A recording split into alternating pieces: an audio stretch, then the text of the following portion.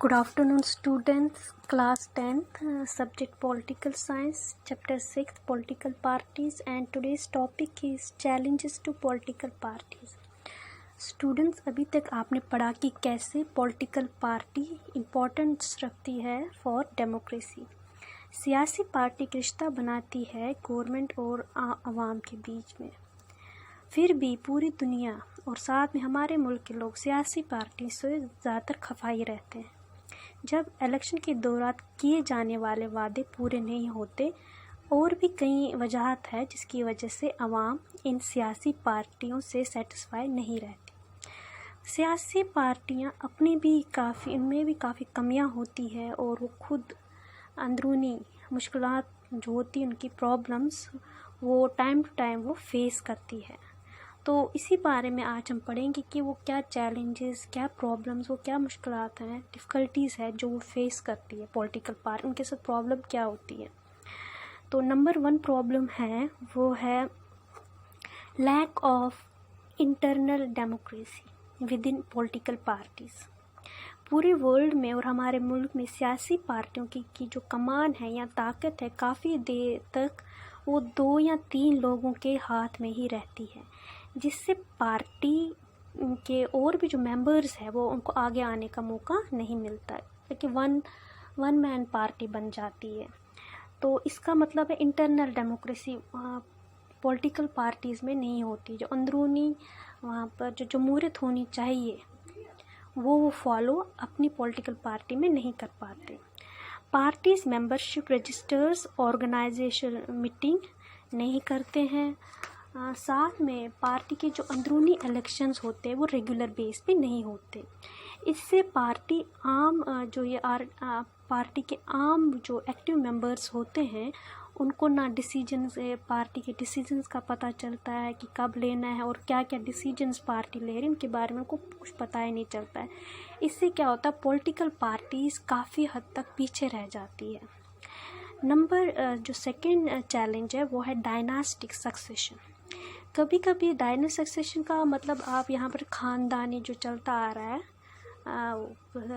जैसे आप heredity rule समझ लो, वैसे ही ख़ानदान को ज़्यादा वो अहमियत देते हैं पॉलिटिकल पार्टी में। ख़ानदान के जो उसने पहले जिसका कोई प्राइम मिनिस्टर अचीवमेंट रहा होता है उसी के फैमिली मेम्बर्स को ही आगे बढ़ाया जाता है। कभी कभी सियासी पार्टी किसी खास ख़ानदान के ही लोगों को पार्टी के हर काम में फेवर करती है। वो टॉप पोजीशंस में रहते हैं, वो जो टॉप होते प्रेसिडेंट्स के, चेयरमैन के, उनके पोजीशन पे रहते हैं।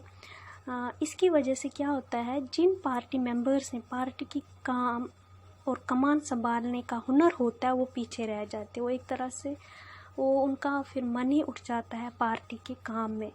तो डायनास्टिक सक्सेशन पॉलिटिकल पार्टीज़ और डेमोक्रेसी के लिए काफ़ी धक्का पहुंचाती है दोनों चीज़ों को, और इससे पार्टी को भी बहुत नुकसान। कभी कभी फ़ायदा तो होता है मगर काफ़ी इन द लॉन्ग रन ये काफ़ी नेगेटिव असर डालता है पार्टी में। जैसे आपने डायनास्टिक सक्सेशन आपने देखा होगा, के स्टेट में है नेशनल कॉन्फ्रेंस, शेख अब्दुल्ला के बाद उनके बेटे फारूक अब्दुल्ला वो पार्टी का प्रेसिडेंट बनाया गया नेशनल कॉन्फ्रेंस। तो उसके बाद उमर अब्दुल्ला आए।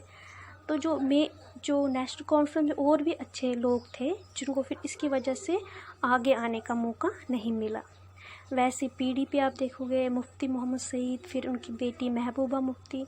वैसे इंडियन पॉलिटिक्स में आप देखोगे कांग्रेस में जवाहरलाल नेहरू, इंदिरा गांधी, फिर राजीव गांधी, संजय गांधी, राहुल गांधी, सोनिया गांधी, जो ये ख़ानदानी लोग फिर टॉप पोजीशंस पे रहते। इसकी वजह से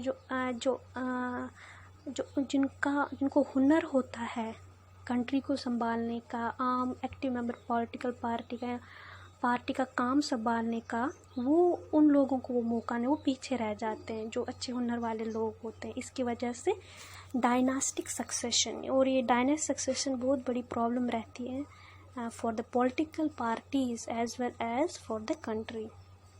Third challenge है growing role of money and muscle power in political parties especially during election.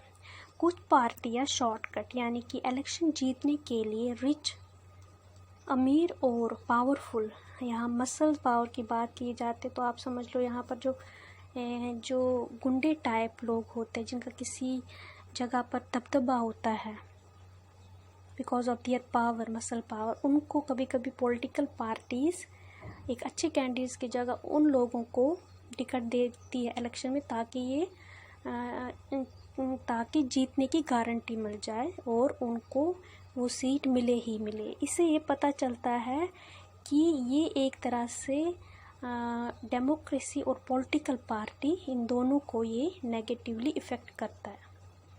तो अब आजकल तो लॉ बन रहे हैं, मगर कुछ साल पहले ये काफ़ी हो रहा था कि रिच और जो मसल पावर के लोग थे ज़्यादा यूपी और राजस्थान साइड, वहाँ ये चीज़ें हो रही थी कि पॉलिटिकल पार्टीज़ क्रिमिनल बैकग्राउंड के जो लोग होते थे उनको अपनी पार्टी का टिकट देते थे ताकि वो जीत जाए। फोर्थ चैलेंज रहता है meaningful choice to the voters. आजकल जो पॉलिटिकल पार्टीज़ हैं उनके पास कोई मुद्दे नहीं हैं, उनको लोगों की जो प्रॉब्लम्स हैं उनको समझने का वो समझ नहीं पा रहे हैं ताकि वो मुद्दे वो इलेक्शन में उठाए। जैसे कि पहले पॉलिटिकल पार्टीज़ करती थी, अलग अलग तरह की प्रॉब्लम्स लोगों की वो उठाकर इलेक्शंस में लाती थी जब भी इलेक्शन होते थे। मगर आजकल की पार्टीज़ का जो मुद्दा रहता है वो बिल्कुल सेम ही रहता है, कुछ नया नहीं है पॉलिटिकल पार्टी में।